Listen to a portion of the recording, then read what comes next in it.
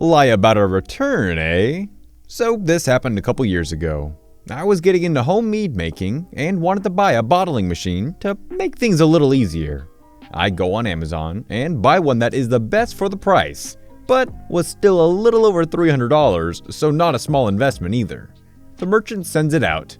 It was through a third party, not Amazon. It arrives, and it's defective. The nozzle on it was manufactured wrong, and liquid couldn't pass through it, which was the point of the whole thing. I contact the company about it. I was very relaxed about it. It's no one's fault really, but I'd like a working one, and I asked them to send me out a new valve, or I send them the whole machine back, or whatever they want. They email me back an instant aggro. They said I set the machine up wrong, and I probably broke it, etc. We go back and forth a bit.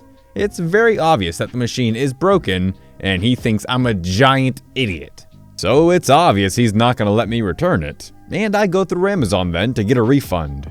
They send me another email, even more aggro, saying I was ruining his Christmas, and that I was too stupid to use the machine. He actually used the word stupid. Now here's the malicious compliance bit. I elevated the complaint on Amazon, and there's a kind of monitorized contact between me, Amazon, and the merchant. In his first message in this exchange, he claims to have received the machine, and it works fine. And I really am the idiot he claims me to be, and I'm harassing him unfairly. Cut to me in my kitchen, staring at the totally unreturned machine, very confused look on my face. I mean, we had been troubleshooting the thing that morning, and he was pointedly not giving me return information, so I'm not sure what play he was going for. I come back with, well, if you receive the machine and it works fine, you can return my money and we can both be done with the whole thing then, huh? The Amazon rep agreed. The guy never said crap after that. The money shows up in my account, and the guy is out a bottling machine because he couldn't wait for me to return an item before trying to say he was right the whole time. I spent my refund buying a new nozzle for about $35. Works great. As a seller, it's your responsibility to make sure the buyer receives a working product. And well, if it's not working, these things happen. Just make sure you make it right. Either return it for them or get them working pieces. Don't go to Amazon and try and scam them out of their money. That's just messed up. Strict new training policy. Use to my advantage. Posting from my phone. Longish TLDR at the bottom. For background, I'm a field technician for a large office solutions company, and my primary job is driving to customer sites and fixing whatever machine they have a service contract on. To stay up to date with the constantly changing technology, we are required to do regular training classes or online modules. The way we normally would handle this in our smart time management system was to schedule an hour or two during a slow day to find a place with internet and knock out training until you were finished, or more work orders came in. A few months into the implementation of this system, we start getting complaints from corporate about how we're using our work days, needing to spend more time in front of customers, and so on. One of the new policies implemented to fix this is that all technician training must be scheduled as a full day training, meaning that we would be completely out of the field for the day, and paid to basically stay home and work on training. Not even a whole week after this policy drops, corporate sends us a 40-minute ethics training module from HR and tells us we have 2 weeks to complete it. At the time, I was up to date on all my other training, so this module was the only item in my current transcript. I check with team leads, and they tell me that I absolutely should not schedule a midday 40-minute training event because of the new policy. So I block off an entire day later that week, thinking that a manager or someone will notice and send me a nasty email. Day comes, no email. So I get out of bed, put on gym shorts, and leisurely stroll downstairs to knock this training out. Even taking my time on it. I couldn't stretch it out for more than an hour. I do a brief search on the training site for any other updates. Find nothing. And so, I flop on the couch for a day of video games and dogo snuggles. That following week, My manager, who is actually a really good boss, but is consistently bent over a table by corporate, asked me what training I took a full day for, and so I tell him. He is confused and a bit angry that I took a full 8-hour workday to complete a 40-minute training mod. So I clarify and tell him it only took me an hour. Then I forward back the email he sent to me from corporate about the new training policy, and cue facepalm.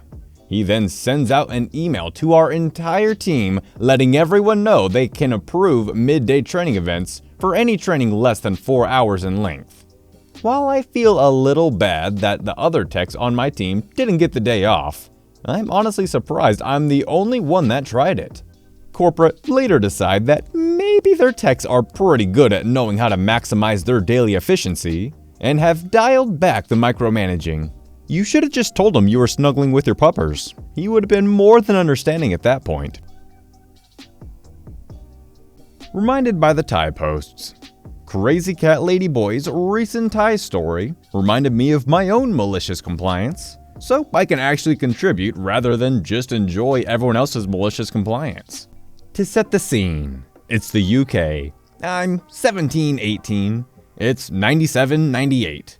And in the 6th form at my high school, studying my A-levels. I'm not sure on the US equivalent, but I was going to university after 6th form. Our school was, still is, one that thought itself better than others in the area, so 6th formers still had a uniform. Most don't, and the local college didn't.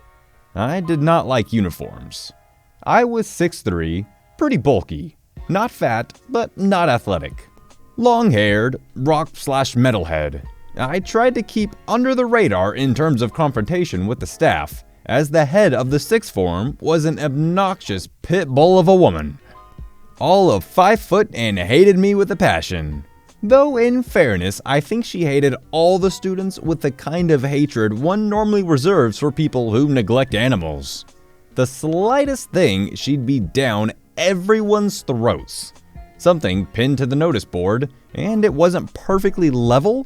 Instant sanctions against all the 6th formers, even if it was a staff member who put the offending thing up. Really stupid stuff. She just hated her job and all the students. My friends and I were, along with being metalheads, nerds, gamers, and generally a bit odd, the resident IT guys. The head of the 6th form asked a friend of mine to help with her PC, at home, and he declines. She asks someone else. They decline. She asks everyone until she's forced to ask me. It's her home PC, and I live quite near to her, so I agree. There's no adult film-esque vibes to this. Her home PC was broke, and she didn't want to pay for someone to fix it. Her husband couldn't fix it either, so I agree, hoping to curry a little goodwill with her to make my remaining time in the 6th form a little easier, if not at least quieter. I don't remember her home, the visit, the PC, or anything. I know I fixed it. It was her printer not working. Got it sorted and left. In all, it must have been pretty quick resolution. Content in my good deed, and hoping I can fly under the radar for the next 6 months or so, I returned to school on Monday as normal. Oh no. For some reason, I became public enemy number 1. Every little thing wrong with me was called on. It's like she'd taken exception to me being able to fix her printer issue and was taking it out on me. My shoes weren't polished. For goodness sakes, I was 17, 18. Hair too long. I had keychains. I know, very 90s, etc. She decides to escalate things, and the school's deputy head calls me into his office and gives me a warning about attire and presentation, how I represent the school on the walk to/from home, etc. Next day, it's my art folder is inappropriate because I had stencilized brand names on it or funny faces. This goes on for a week or two, as I recall. Death by 1,000 little critiques and whinges. Then her fatal move. She gets the entire school dress code rewritten, printed and distributed to all parents to pick up on mine and a few other students' rather mild affectations. No more chains, hair must be tied back at all times, shoes must be polished and shiny, backpacks, art folders to be free of adornments and customizations. They went to town and got really very picky and specific. So we thought, bugger this, we followed the dress code to the letter. But for some reason, it was my malicious compliance that really got her ire. Others did stuff too, but I was the one in the firing line. The dress code stated that ties must be part of the uniform at all times on school premise and during the journey to and from the site. That was it. It had to be a school tie, but it didn't state it had to be worn around the neck. I hated the bit about the journey too. Once I'm out the gate, I am not under your purview anymore. So my tie was hanging from my belt, around my head Rambo style, around my arm, around my ankle. I got picked up on it, of course, but as per the dress code, it was part of my uniform. I looked daft, sure, but just to wind her up, it was well worth it. Some days I did wear it normally, just to let her think I'd got bored of messing about. Then I'd come in the next day with 2 ties on hanging from my ears or something. Our PE teacher thought it was amusing, especially as we did rugby and other sports with ties on, and looked utterly bizarre. It was no doubt an H&S risk at all times, but it amused us. More people answering the call and giving out their sweet malicious compliance stories about dress code violations. It's beautiful. Alright guys, I hope you enjoyed the stories, and if you did, you know the drill. Subscribe if you're new around here, and if you really liked it, maybe give it a thumbs up and a share. Anyways, I'll see you in the next one. Peace out.